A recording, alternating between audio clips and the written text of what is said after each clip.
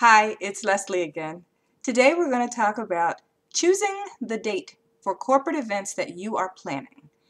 Whether that is your own business or something you're doing for your job, just think about the outcome and the people that are going to participate in the event and any special things that you may be doing for them.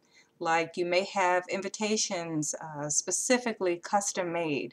You may have some engraved bowl that you're giving away to the award recipients. Specific things that you're going to have printed or designed take time.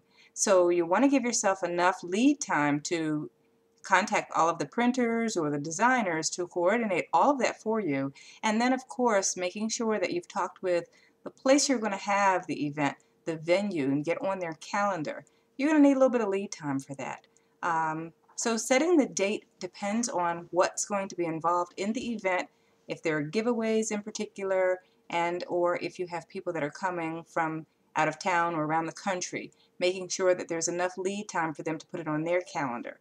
You don't want to pick busy times of the year. No year end, no month end. Specifically look at your fiscal dates and make sure that you're in line with what your clients or those people who are participating are expecting to be not quite such a busy time.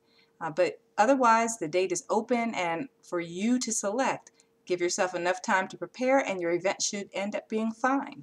Please check out some of the other videos and hopefully that will help you with some of the other aspects to your planning.